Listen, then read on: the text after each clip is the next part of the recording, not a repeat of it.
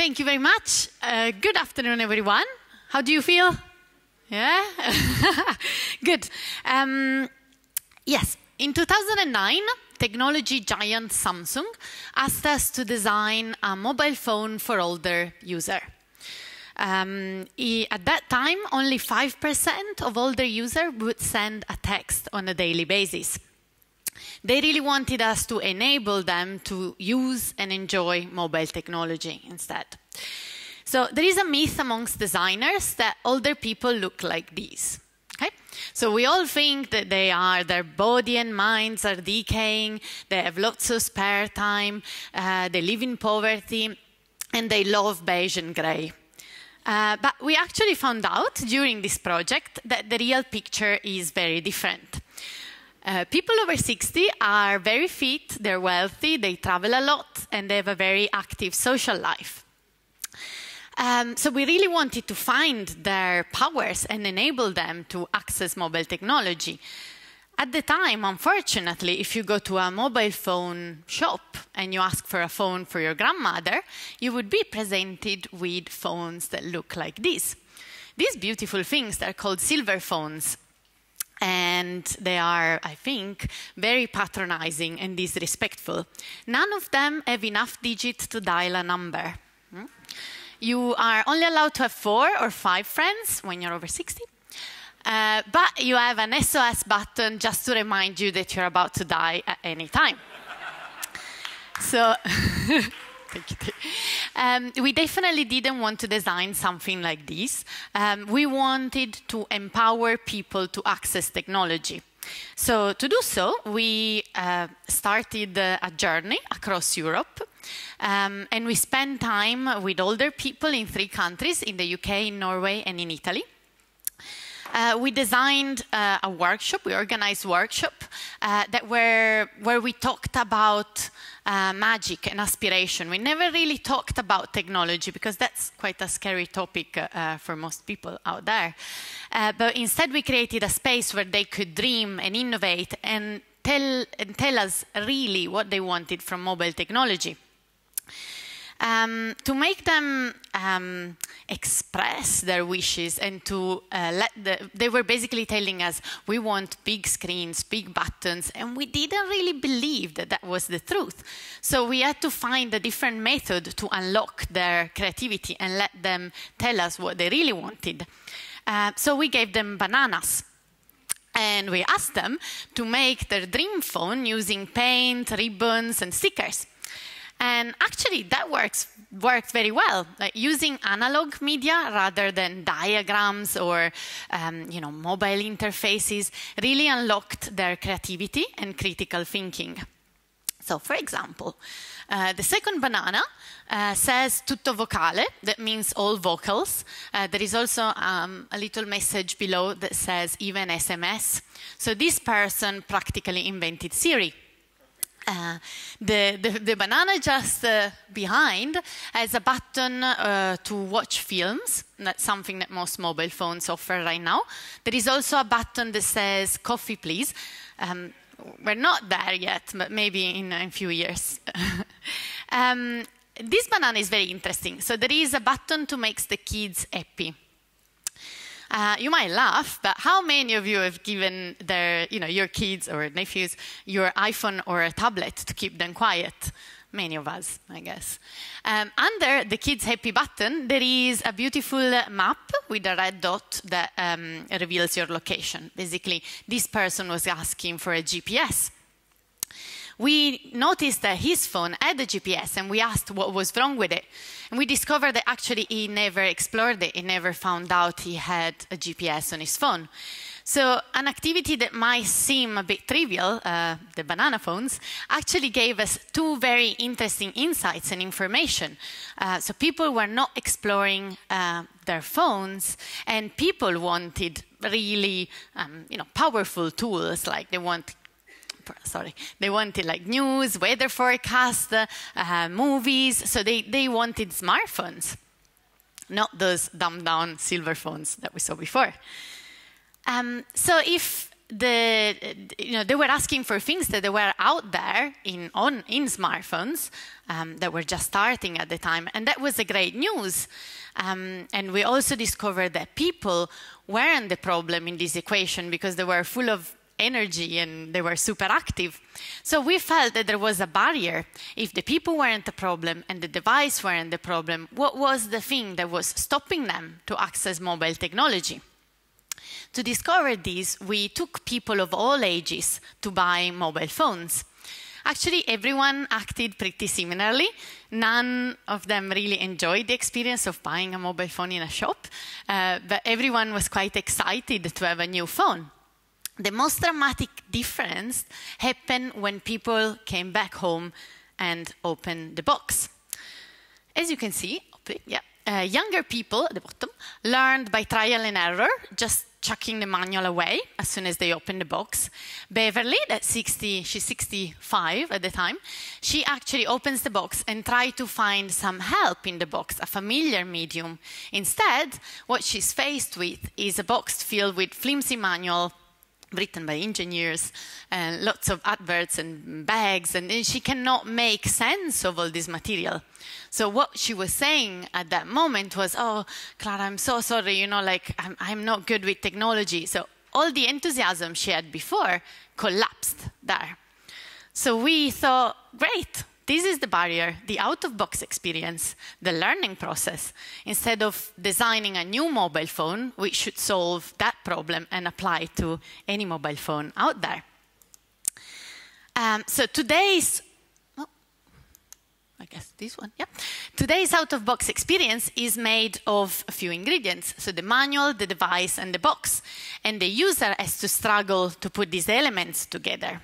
What we wanted was to create an engaging experience that brings all these elements in one beautiful experience. So this is our solution. First, we transform the box into two hardbound books, user manual, so they have a place where to live, like a bookshelf or a bedside table. Then actually the first book, the first book really contains the phone and reveals each element of it in a linear way using a familiar medium. So the first page shows you the SIM card that we say is the heart and soul of your phone. The second page shows you exactly where you need to put it, avoiding confusion where you have to slide that thing. The next page, you find the battery, and then, as you can imagine, exactly where you need to slide it in. The book also guides you to put the back cover on the phone, and so everything is completed. Beverly, that was very frustrated with the phone before, actually found this super easy and was giggling during the test. That was quite fun. Once you are ready and your phone is all assembled, then you can move to the user manual. This book speaks a very simple, actually a very clear language. I wouldn't say simple. We didn't use any jargon. We didn't say MMS or SMS. We said messages and picture. And you can slide the phone in the center, avoiding confusion and cross-reference, and all the instructions point exactly where you need to press. So again, Beverly really, managed to learn many things at her own pace, and was actually quite surprised and was saying, "Oh, this one is much easier than the other, the manual." This idea is applicable to any phone and could be downscaled just to have the second manual. We're very proud because this is the first mobile phone user manual that has been included in a Museum of Modern Art.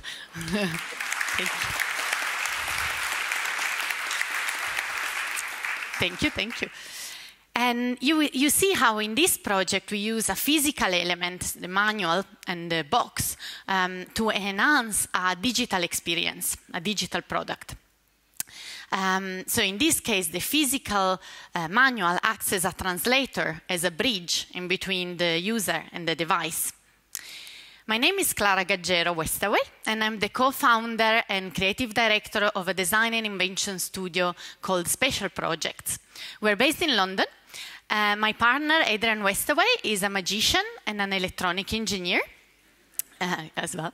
And together we are on a quest to empower people with magical experiences in the digital and physical world.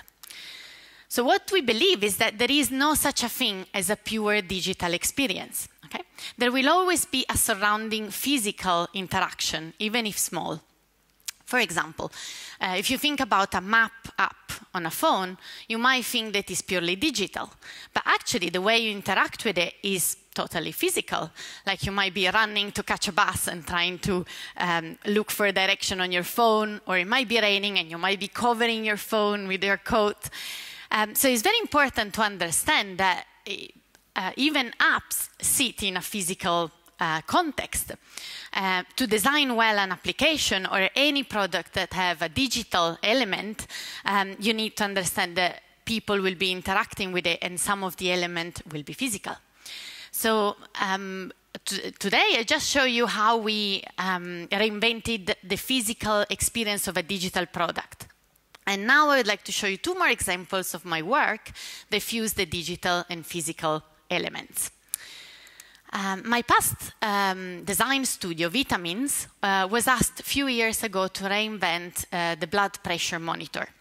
This is a very useful tool.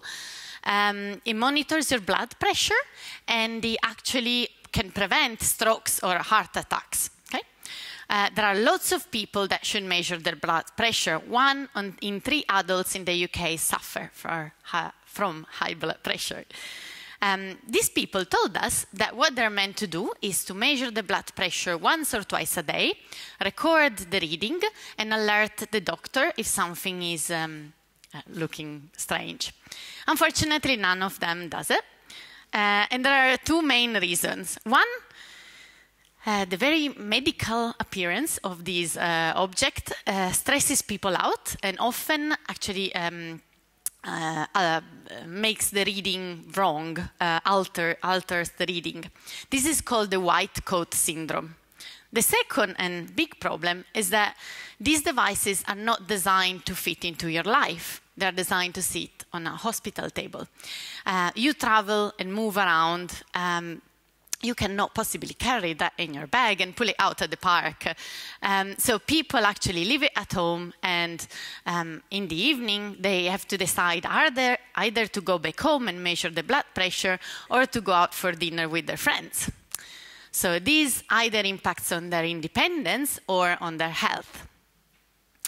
This made us very interesting, and we thought, okay, what is that instead people carry around with them with no problem?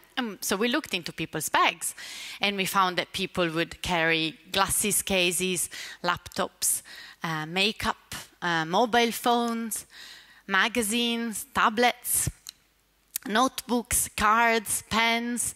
We really liked the aesthetic of the object, their calm aesthetic that was containing lots of information, but they looked very discreet from the outside. And we really wanted to design something that would fit in here rather than on an hospital table. So what we did is that we redesigned the blood pressure monitor. It's called CardioArm. It's the first clinically validated wireless and tubeless blood pressure monitor. It looks just like glasses cases, I guess. It's quite small. It shouldn't stand out on your desk or in your bag, and it shouldn't feel like a medical device.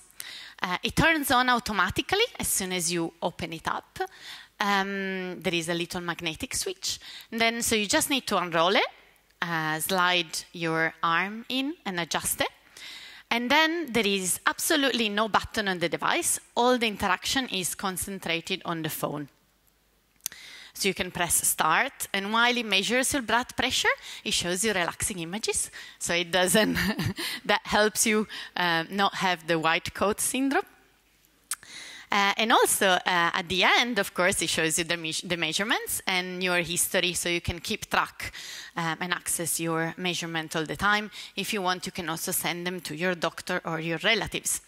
The interesting things of moving all the interaction on the phones is that we now can show information within context and link different data if the user wants. But also, this helped us to clean and reduce the sizes and the complications in the physical product. So designing both the physical and the digital element at the same time freed both of them and made us make a better experience for the user.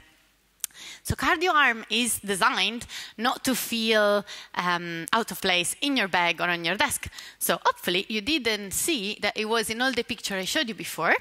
There, there, there, and there. A bit cheeky, sorry. CardioArm is actually for sale in 34 countries and has just won the Red Dot Award. Today, last but not least, I want to show you one of the projects we did at Vitamins last year and that we're now developing at Special Projects. We wanted to solve a problem that every one of us face, how to organize ourselves. So we basically looked around for many different tools that people use to organize themselves. And it was actually super interesting research. We found out that some people use very tidy to-do lists, some other very messy ones. We saw some crazy schematics. We saw people writing on the back of their hands or leaving Post-it notes on their desk or on the doorway. We also found, we found lots of tactile and physical objects, but then we also find lots of digital objects like calendars, online calendars, reminders, notes. So we compiled out of these things a big list of all the things that our ultimate organization tool should be able to do. And this was merging physical and digital elements. So we want it to be tactile and very easy to understand, but we also want it to be accessible from everywhere in the world and always synchronized. So what we did is we invented the Lego calendar. And to conclude the presentation today, I would like to show you a video of the story of this project.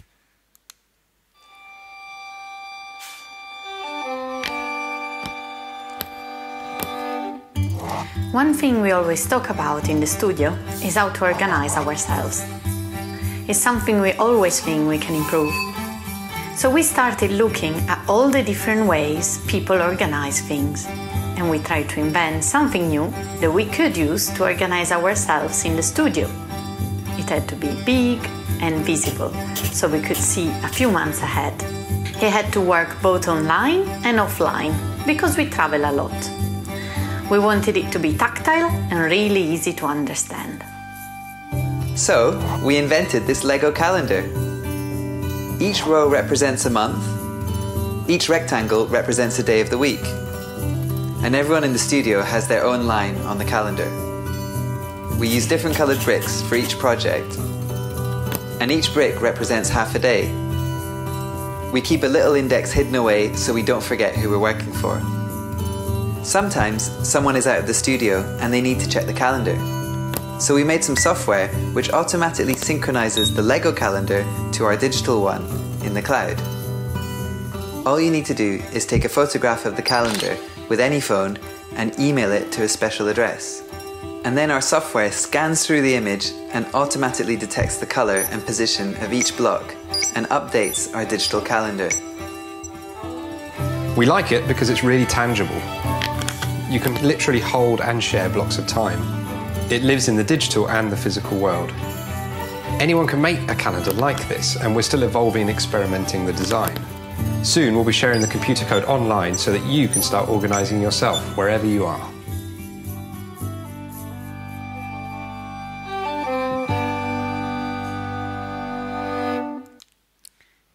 I hope you enjoyed this. Thank you very much. I'm Clara from Special Projects.